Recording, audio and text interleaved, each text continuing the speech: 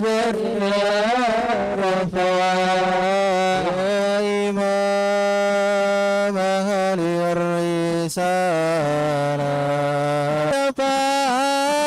يا نبي سلام عليك يا رسول سلام عليك يا حبيب سلام عليك صلاة الله عليك مرحبا يا مرحبا يا نور عيني مرحبا جد الحسين مرحبا مرحبا مرحبا يا مرحبا يا نور العين مرحبا جد الحسين مرحبا مرحبا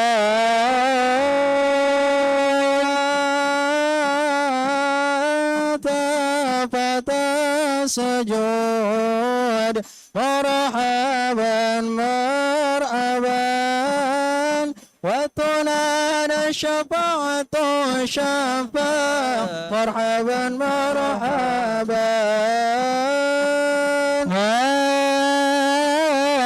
مرحبا يا مرحبا يا نور العين مرحبا جد حسيني مرحبا مرحبا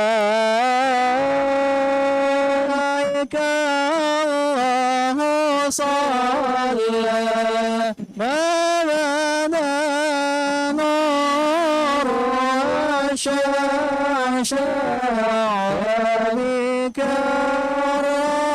رحمن ولا سال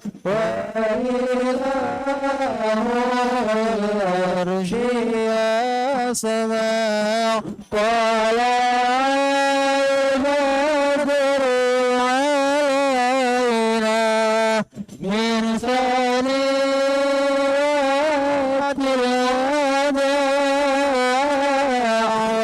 وجب الشكر علينا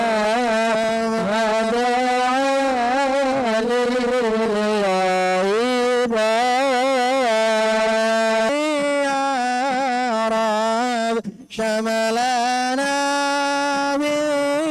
بالمصطفى جماع وبه فاضر إلينا واعطينا بكل ما طمع قال بدر علينا من ثنيات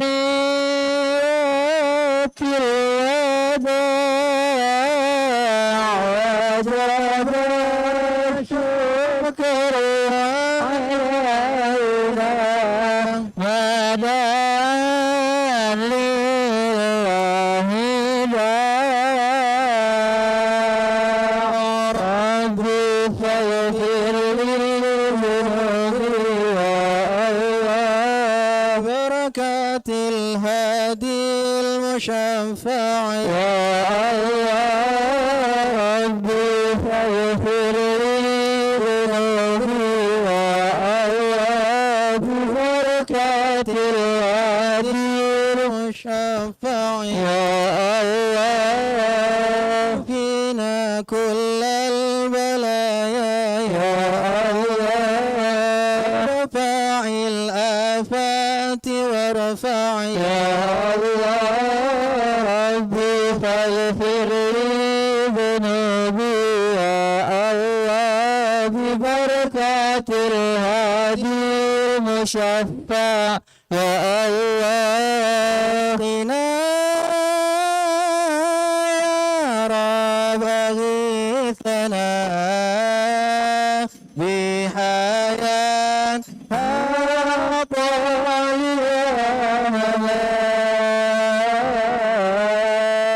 وختم العمر بحسنا وحسين العقبى وما رجع صلى على محمد مرحبا صلى الله عليه وسلم مرحبا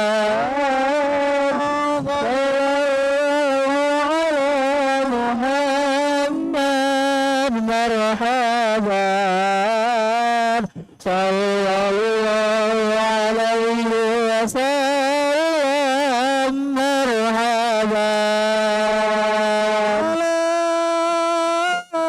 صلاة الله تغشى من له الحسن تجمع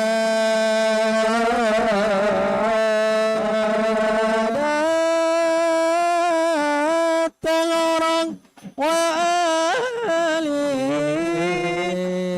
والصحابة ما سنشاء صلوا على محمد مرحبا صلى الله عليه وسلم مرحبا صلوا على محمد مرحبا يا رب صل عليه وسلم مرحبا اللهم صل وسلم وبارك عليه وعلى آله.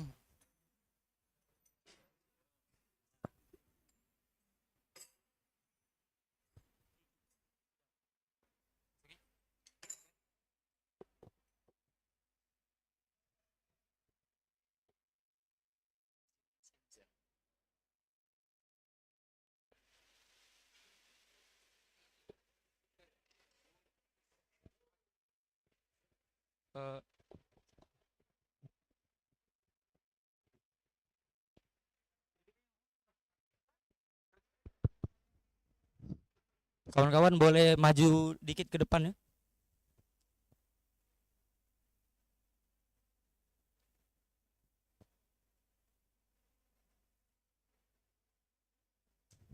Cek satu lagi.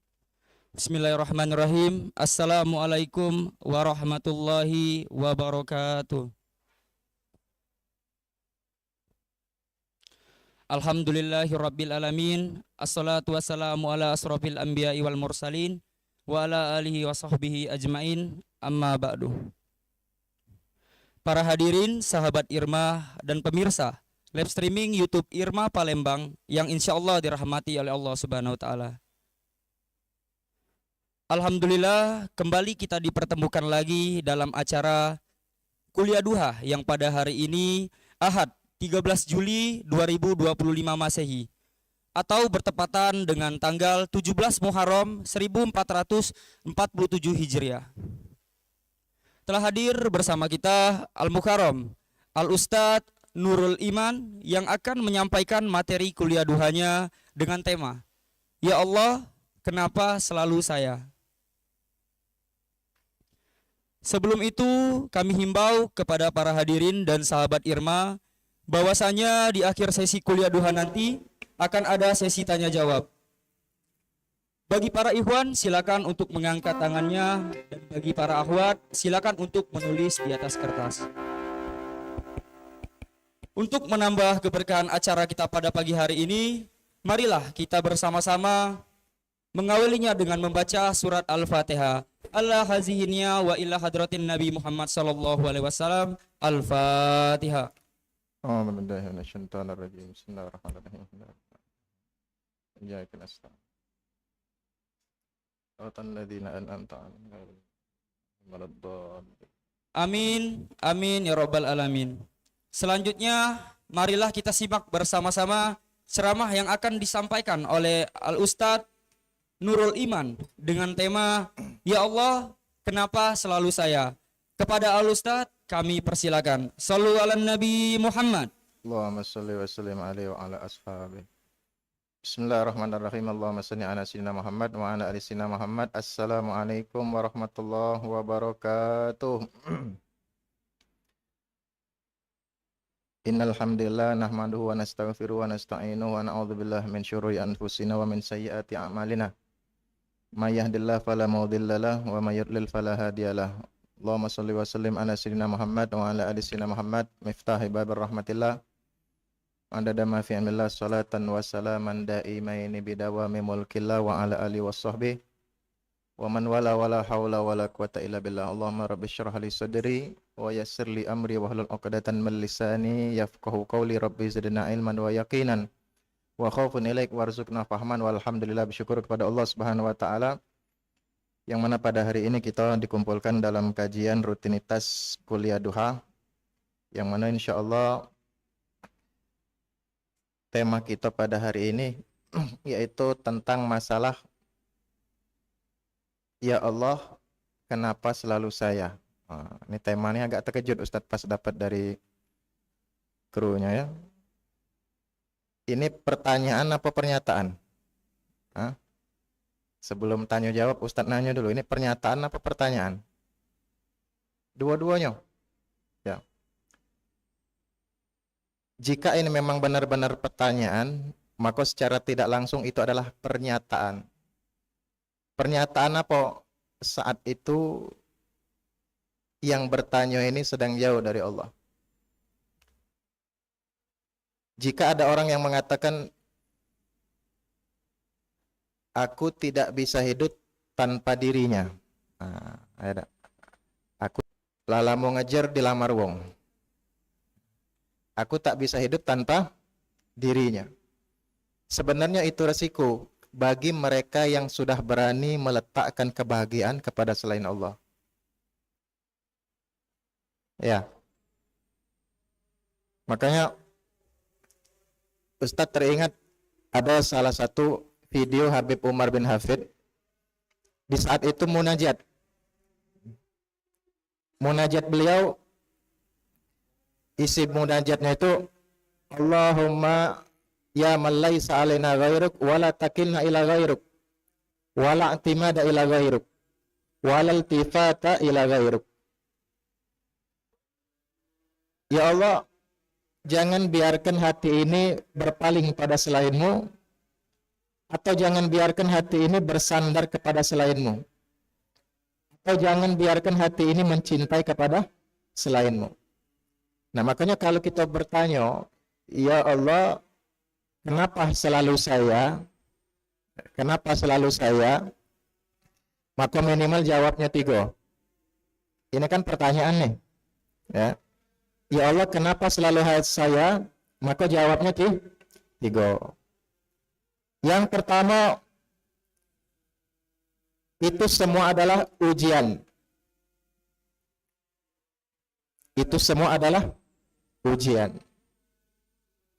Nah, ada yang dicintai oleh Allah Subhanahu wa taala, ujian itu menjadi tolak ukur kualitas keikhlasan. Ujian itu Allah hadirkan untuk mengukur kualitas iman kita. Ketika antum tidak dihargai, sudah berkorban tapi tidak dihargai, maka tidak dihargai itu menjadi alat ukur yang paling tepat untuk ngecek kitanya ikhlas apa belum. Andai setiap kita berbuat selalu dihargai, justru itu lebih berbahaya daripada ketika kita tidak dihargai. Ketika tidak dihargai, kita akan tahu ikhlas apa tidaknya, tahu kita. Coba, yang bisa mengukur ikhlas atau tidak diri kita ketika dihargai atau tidak dihargai. Ya? Ketika tidak dihargai. Karena orang yang lillah tidak lelah, berbuat baik-baik sudah, tanpa mengharap acungan jempol, tanpa mengharap tepuk tangan, tidak perlu. Ya, tak? Cukup kita, dan jangan biarkan pujian dan hinaan mempengaruhi amal. Jangan biarkan hinaan dan pujian mempengaruhi amal. Dan ujian di dalam hidup ini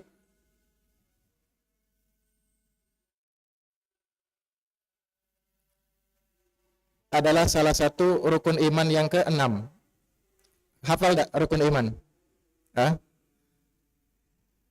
Rasulullah pernah ditanya oleh Jibril tuh, ya Rasulullah, akhbirni anil iman.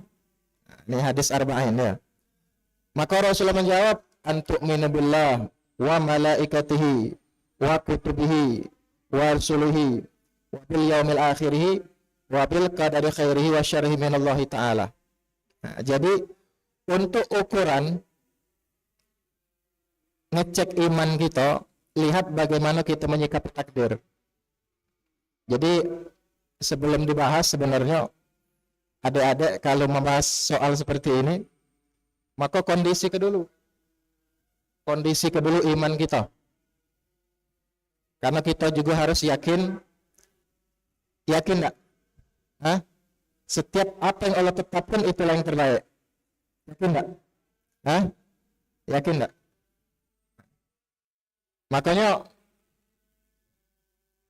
kita tidak diperbolehkan, bahkan ulama mengatakan haram. Andaikan sedikit di dalam hati kita pernah meyakini sedikit Allah itu pernah zalim, atau Allah itu pernah jahat sama kita, atau Allah itu pernah merencanakan keburukan untuk kita. Ya, makanya di dalam hidup ini seorang ulama mengatakan, hiduplah dengan apa yang telah ditetapkan, hiduplah dengan ketetapan dengan apa yang Allah sukai. Hiduplah dengan ketetapan apa yang Allah sukai, dan jangan engkau hidup dengan apa yang engkau inginkan. Sebab setiap apapun yang telah Allah sukai itu biasanya berhubungan dengan apa yang keselamatan diri kita. Adapun apa yang kita inginkan itu biasanya banyaklah dorongan hawa nafsu. Jadi hiduplah dengan apa yang Allah suka. Makanya kalau kita bangun tidur, usahakan pikirkan apa sih kira-kira yang Allah sukai jika aku melaksanakannya hari ini. Siapalah kira-kira yang bisa aku tolong kalau aku menolong wong ini, Allah bakal ridho sama aku. Ukur segala setiap perbuatan dengan apa yang Allah suka. Jadi jangan kita pernah merencanakan sesuatu yang tidak disukai oleh Allah Subhanahu wa ta'ala. Yang kedua, ujian itu adalah surat cinta dari Allah Subhanahu wa ta'ala. Ujian adalah surat cinta dari Allah Subhanahu wa ta'ala. Ujian hadir biar kita berdoa sama Allah. Ujian hadir biar kita berharap sama Allah Subhanahu wa ta'ala. Kenapa? Ketika kita sampai pada suatu titik yang di situ kita tidak ada tempat bersandar selain kepada Allah, itulah rezeki yang paling besar. Ya, orang banyak menganggap sukses, banyak follower, dicintai, segalanya mudah. Ya, itu kebahagiaan, itu keberkahan. Bagi kekasih Allah, orang yang benar-benar memahami tentang hakikat kecintaan kepada Allah, kesedihan yang membuat ente terus berdoa itu jauh lebih baik. Ya, sebab Allah itu sifatnya posesif. Tahu tak posesif? Hah? Yang kuliah ini tidak tahu. Posesif itu apa dia lagunya tahun berapa tuh? Bila ku mati, kau juga mati. Nah, itu lagunya itu ada apa Ustaz? Posesif itu hanya ingin menginginkan engkau menjadi milikku. Tahu enggak? Kau tidak boleh jadi punya uang, harus punya aku. Nah, Allah itu punya sifat posesif. Kita harus mengakui kita ini milik Allah. Makanya kalau kita mendapat musibah, itu di surat Al-Quran itu. A'udzubillahi minasyaitonirrajim. Wala nabluwannakum bisyai'im minal khawfi wal ju'i wa naqsin minal amwali wal anfusi wath thamarat. Wa basyiris sabirin alladzina idza asabathum musibah qalu inna lillahi wa inna ilaihi raji'un. Allah cuma kepengen kita mengucapkan kalimat itu. Inna lillah. Ya Allah, aku hanya milikmu. Allah tuh kepengen kita mengakui aku adalah milik Allah. Jadi kalau kita dapat musibah, ucapkan inna lillah. Aku ini punya Allah. Aku ini milik Allah. Jadi ketika kita dapat masalah, Allah itu hanya kepengen kita itu kembali kepada Allah Subhanahu wa ta'ala. Biar kita berharap, biar kita berdoa, biar kita tidak ada tempat bersandar kepada selain Allah Subhanahu wa ta'ala. Rasul sallallahu alaihi wasallam bersabda, "Idza ahabballahu abadan ibtalah." Jika Allah sedang mencintai seorang hamba, Allah akan memberikan ujian. Ya. Kalau Allah lagi cinta, Allah unjuk ujian. Makanya kalau orang-orang salaf dulu, bukan salafi, bukan ya? Ulama salaf, ulama terdahulu, itu mereka kalau tidak mendapat ujian justru sedih. Karena mereka khawatir dengan tidak adanya ujian itu anggapannya bisa jadi Allah sedang tidak menyukai mereka. Firaun kenal enggak? Hah? Ada yang kenal Firaun?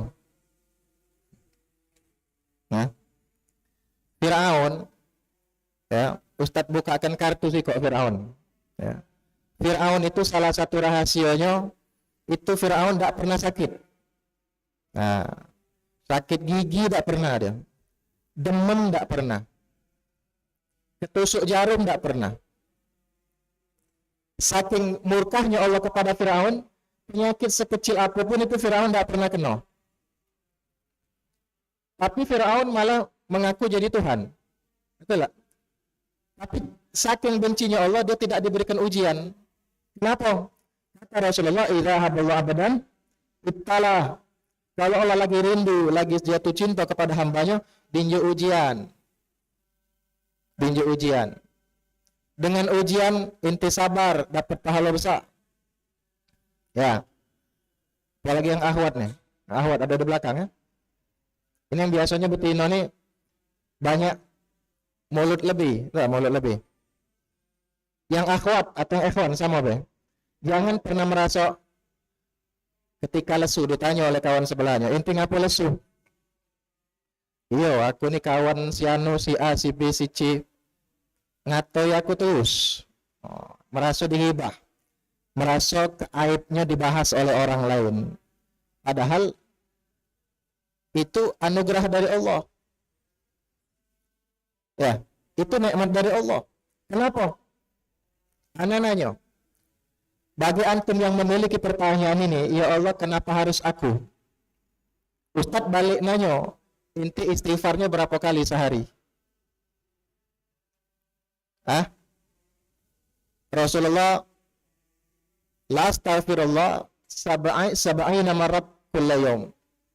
Aku beristighfar kepada Allah, kata Rasulullah sallallahu alaihi wasallam 70 kali sehari semalam. Padahal Nabi Muhammad sallallahu alaihi wasallam maksum, terjaga. Bahkan surga tidak akan pernah dibuka kecuali dengan izin beliau. Nabi Muhammad yang pegang kunci surga. Tapi beristighfar kepada Allah 70 kali sehari semalam. Surga sudah pasti, kita belum. Ya, ketika kita bertanya, "Ya Allah, kenapa mesti aku?" Ustadz balik nanya, kita istighfar sehari berapa kali? Nah, Allah tahu kita jarang istighfar. Allah tahu kita jarang taubat. Makanya Allah cari alternatif biar dosa kita habis tanpa istighfar. Bagaimana? Dinjuk ujian. Ya, ditusuk duri. Mikirkan siwa kos-kosan. Mikirkan kredit motor misalnya. Ada. ngejokan duit kuliah misalnya. Belum lagi dia begawi, biaya adiknya sekolah. Banyak. Ya. Mungkin ada seorang di antara kalian itu yang ngeridit kukusan, lapaga tunggaannya. Nah, pusing kita mikirkannya, itu yukafiruz dzunub. Menggugurkan dosa. Yang belum tentu bisa ente dapatkan ampunan itu dengan ente istighfar. Dengan ente taubat nasuha belum tentu dapat. Tapi dengan sabar melalui ujian, Allah ampuni tanpa istighfar. Makanya Allah itu kepengen kita nih ngabis ke dosa kita. Ya. Ada dikit cerita deh. Suatu ketika ada seorang ulama yang sedang membakar sampah dengan anaknya. Ketika dia membakar sampah, ini ulama nangis. Nangis. Lalu anaknya bertanya, "Ya Abi, limadha tabaki?" Kenapa nangis wahai ayah? Maka ayahnya menjawab, "Wahai anakku, lihat sampah yang dibakar itu.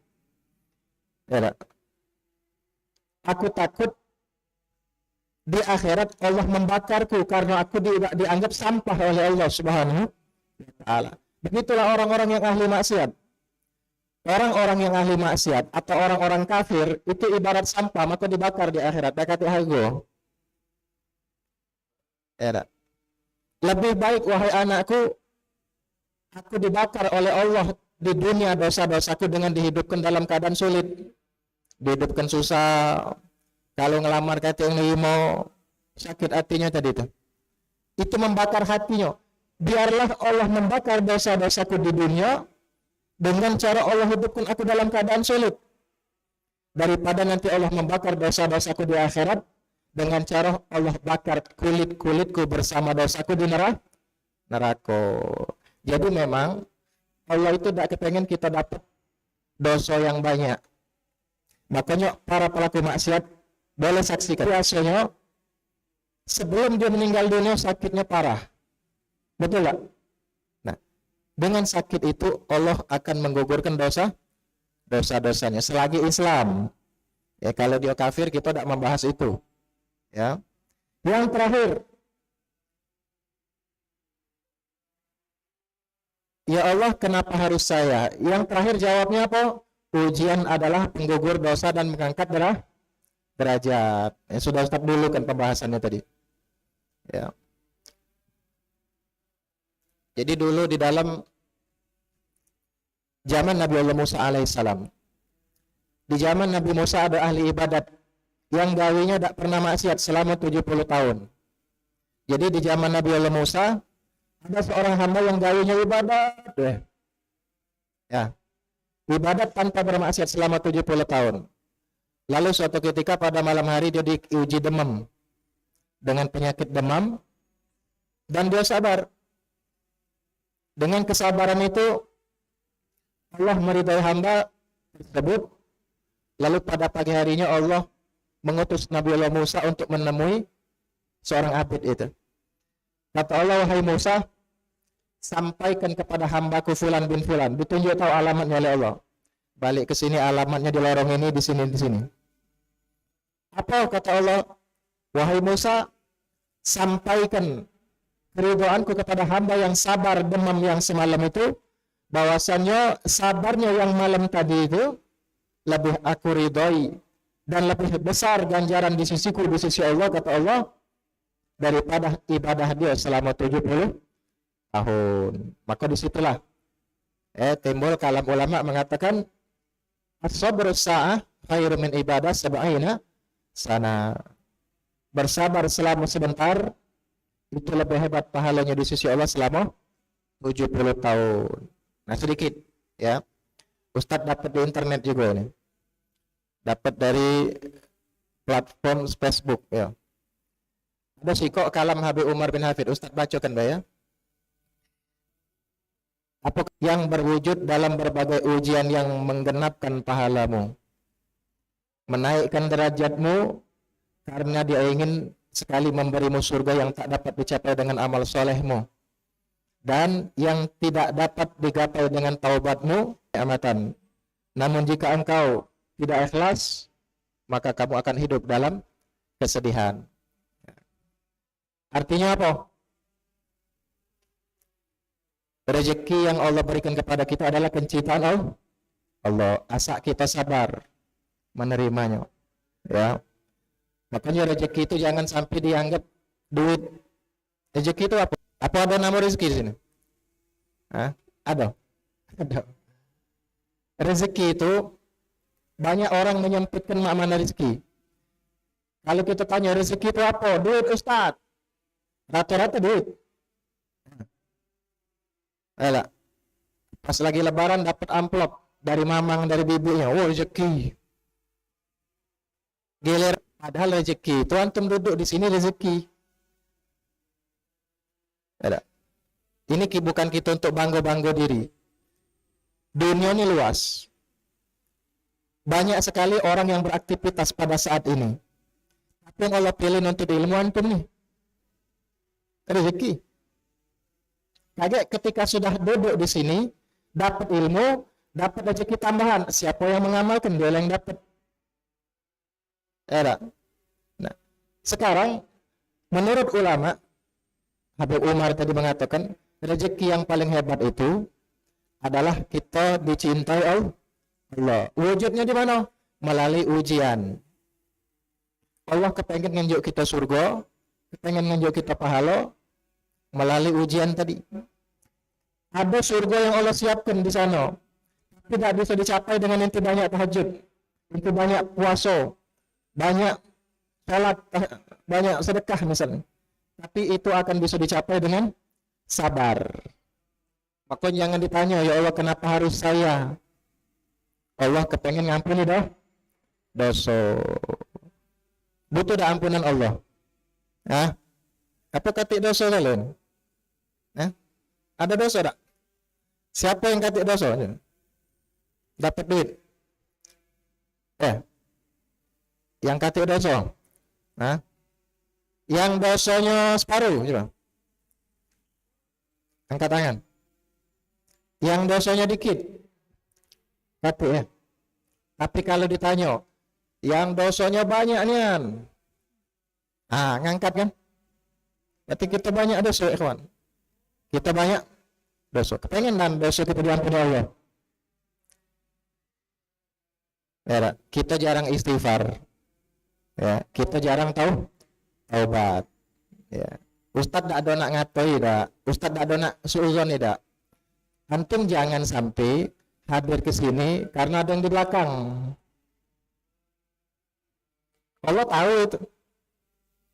Faman kanat hijratuhu lidunya aw imra'atin yang kihuha. Siapa yang hijrah duduk ke Masjid Agung limra'atin untuk Ustadz ada wanita di belakang. Karena ada akhwatnya misal. Yang akhwat sama ya. Yang akhwat nih. Jangan sampai semangat ke majelis taklim seperti ini karena ada ikhwannya Ustaz, jangan. Nah, kadang-kadang ini dosa yang tidak kita sadari. Nah, kadang-kadang Allah netralkan dosa-dosa seperti ini dengan cara apa? Binju ujian nanti.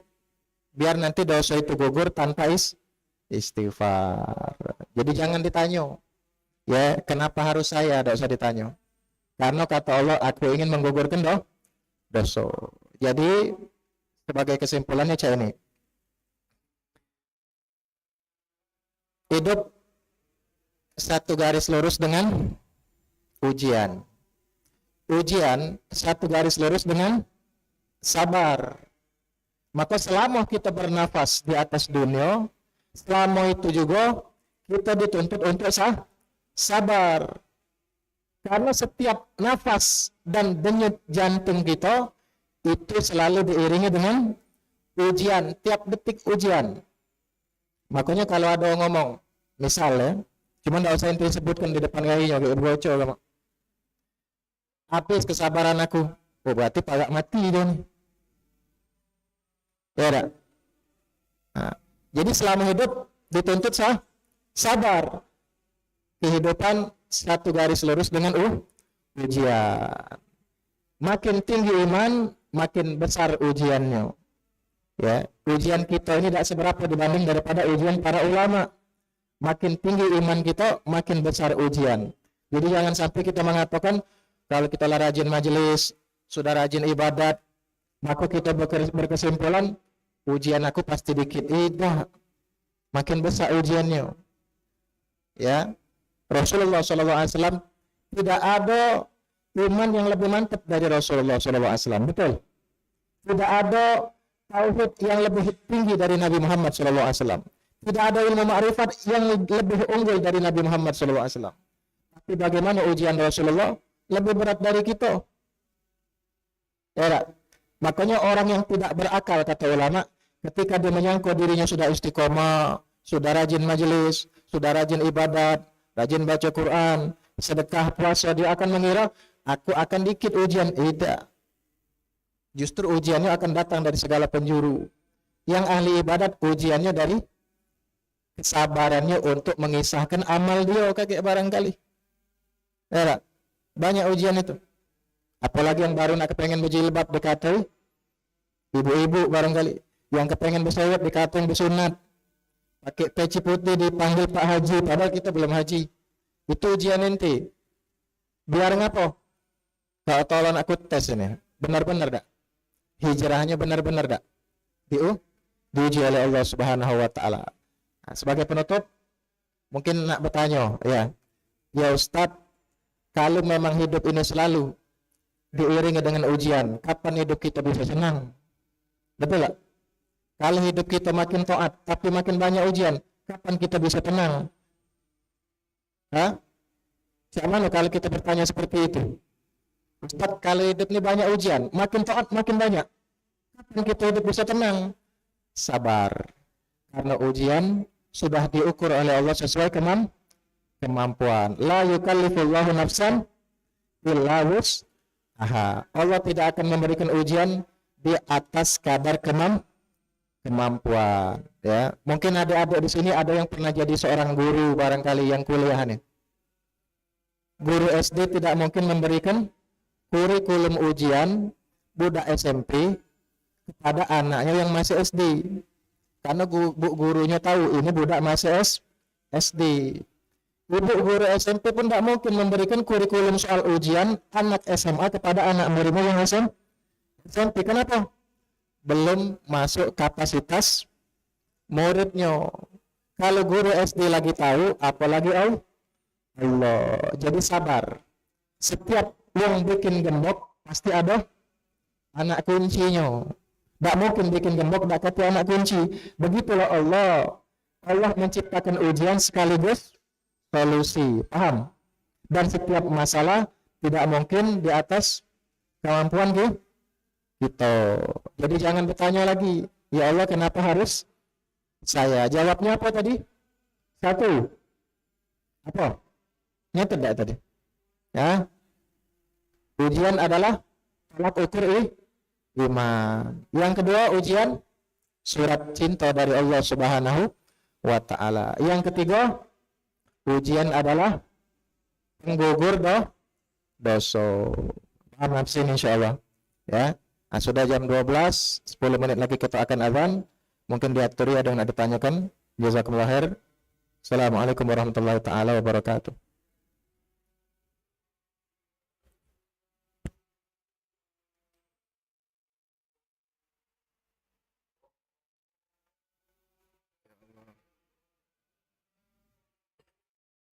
Cek. Waalaikumsalam warahmatullahi wabarakatuh. Para hadirin yang dirahmati oleh Allah Subhanahu wa taala, alhamdulillah tadi persilakan kepada para hadirin untuk bertanya. Kepada ikhwan silakan untuk mengangkat tangannya, dan untuk akhwat silakan untuk ditulis di kertas lembar.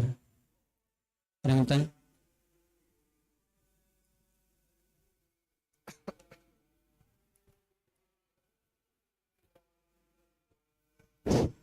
Bismillahirrahmanirrahim. Assalamualaikum warahmatullahi wabarakatuh.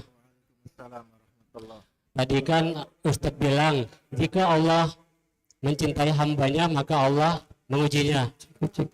Nah, pertanyaannya bagaimana kita mengetahui bahwa surat cinta kepada kita Bagaimana kita mengetahui Allah sedang cinta kepada kita? Ya. Melalui ujian tadi ya. Nah, jadi ujian itu pernah ada kita nyingok, ini punya adik di rumah, adik kecil, yang punya adik kecil, ya.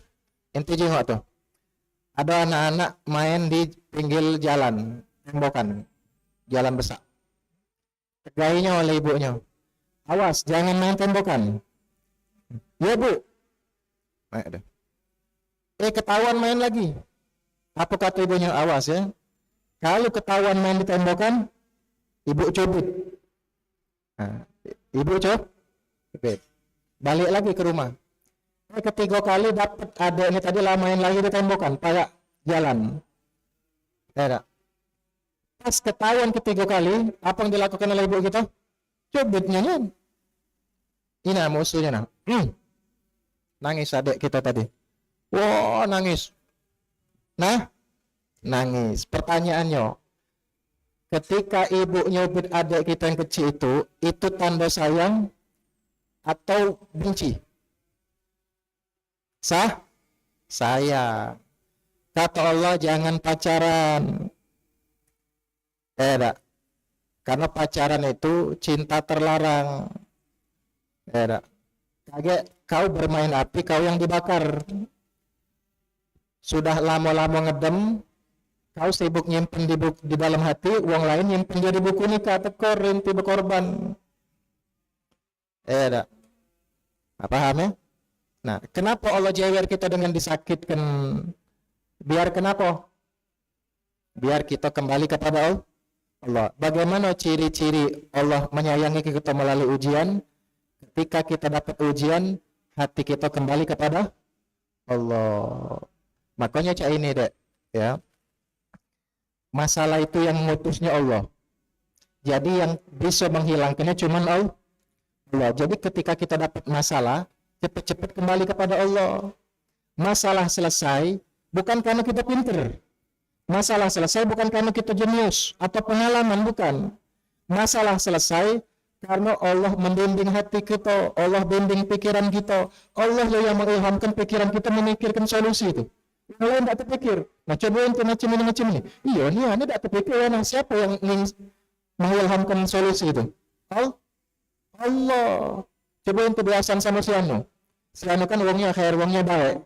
Dan sebelumnya kita tidak terpikir, tapi terpikir. Siapa yang mengilhamkan itu kepikiran kita? Allah. Kadang-kadang kita tidak perlu minta tolong sama wong, tapi tiba-tiba ada yang datang nawa itu duit. Siapa yang ngirim yang itu? Allah. Jadi jangan sampai kita mengira solusi itu datang, masalah selesai karena kita cerdas jenius, bukan.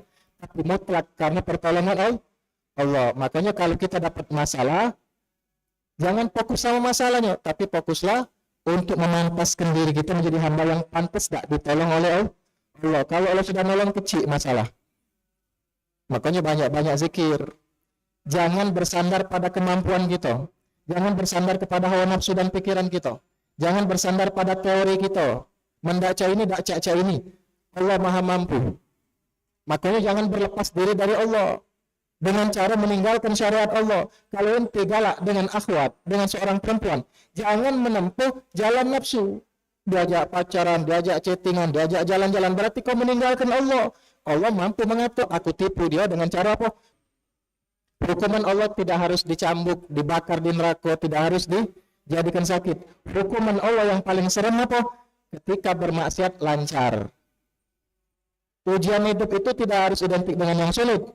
Tapi ujian itu juga identik dengan hal yang mudah. Makanya pernah tak kita menganggap pacaran itu musibah? Tak hadir majelis. Dia punya rencana nak nyomput si Anu, nak chattingan sama si Anu, tapi lancar. Dia nak bermaksiat lancar, hati-hati, itu musibah. Kalau memang dia disayang Allah, ada halangannya. Pas tak ngechat baterai habis, pas tak ngechat kuota habis, gagal dia nak bermaksiat. Ini yang dijaga Allah. Tapi kalau setiap ingin bermaksiat lancar, berarti dia sedang dihukum Allah. Apa hukumannya?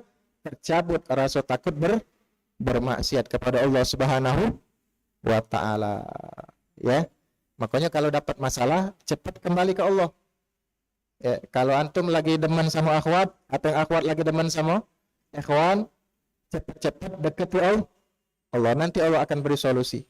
Nah, kalau masalah membuat kita dekat sama Allah, itulah namanya ujian yang menjadi cinta Allah. Kalau ujian membuat inti makin jauh dari Allah, itu berarti hukuman. Azab dari Allah. Nah, masih pacak bertanya? Dengarkan dulu ya. Allahu Akbar, Allahu Akbar.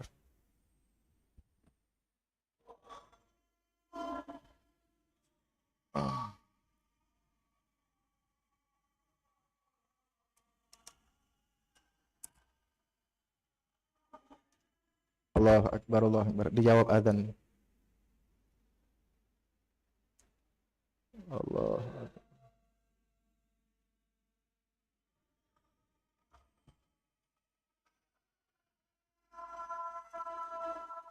La ilaha illallah.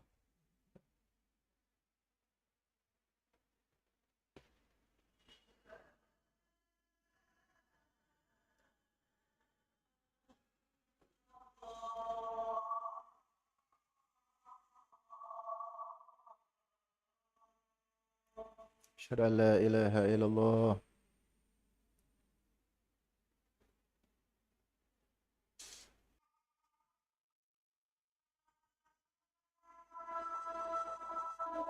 Asyhadu anna Muhammadar Rasulullah. Marhaban bihabi qura'atan Sayyidina Muhammad Nabiullah sallallahu.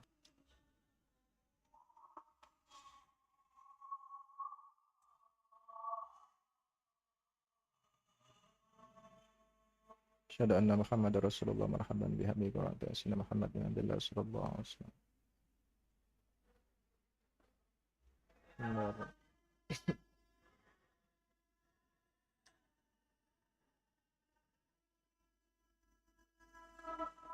La haula wa la quwwata illa billahil aliyyil azim.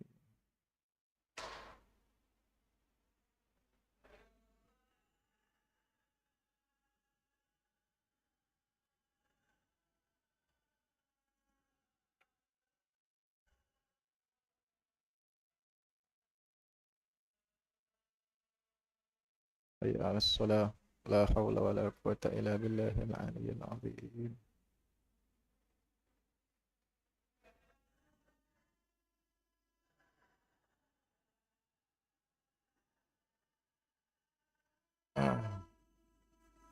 Hayya 'ala la haula wa la quwwata illa billah.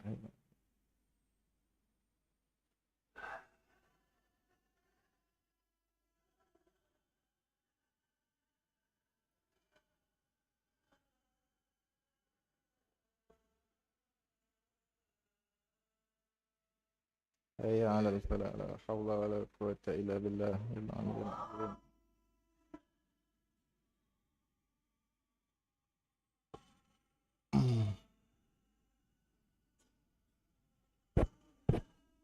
Allahu akbar, Allahu akbar.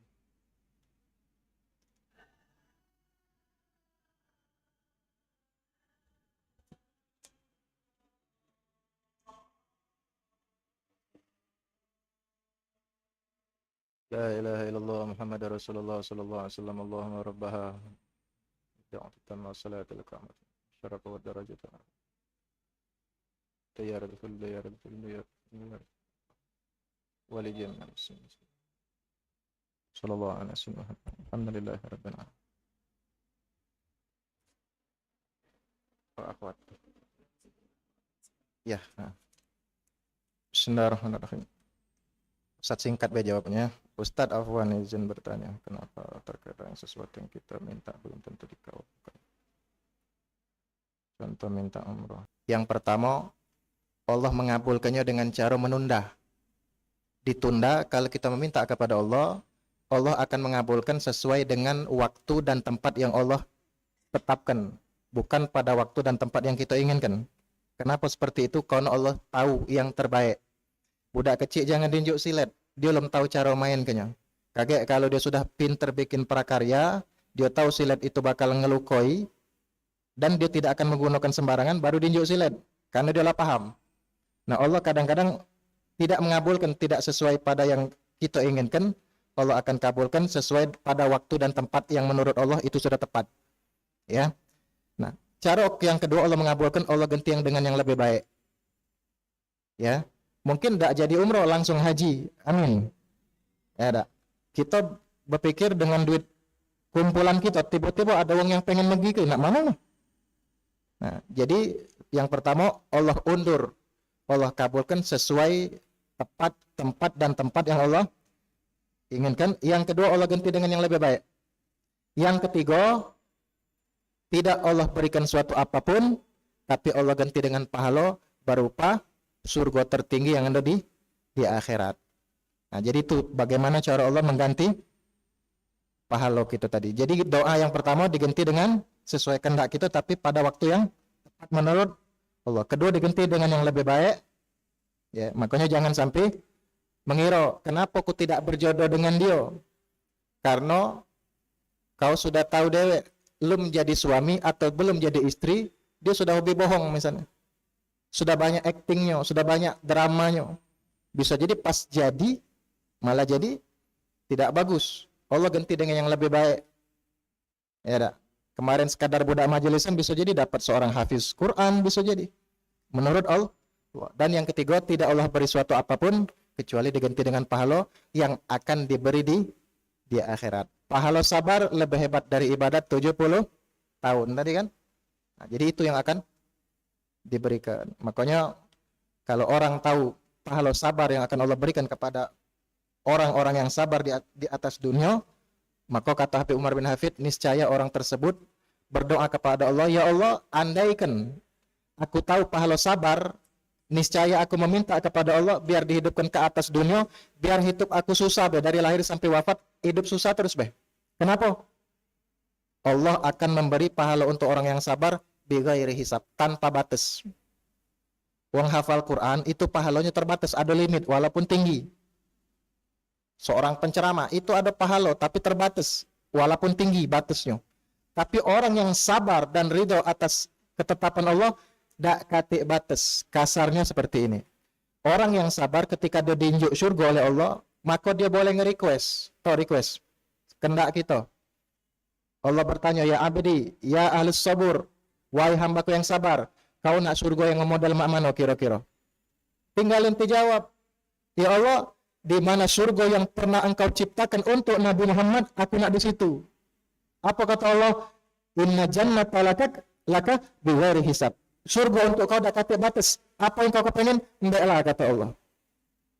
Dak katik batas. Ente surganya bisa request dengan syarat sabar. Nah, bisa jadi itu ente dapatkan dari doa yang tidak Allah kabulkan di dunia, tapi Allah ganti dengan kedudukan tinggi yang ada di akhirat. Insya Allah. Nah, kita berdoa, tapi doanya Ustaz talkinkan. Sudah Ustaz baca, kaget kamu tuntut ya, agak kamu ikuti apa yang Ustaz baca.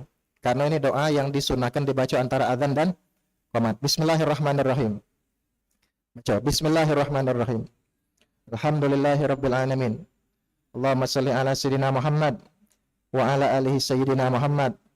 Allahumma inna nas'aluka ridhaka wal jannah wa na'udzubika min sakhatika wan nar. Allahumma inna nas'aluka afwa wal afiyah wal mu'afa daiman bidawami mulkillah wa ala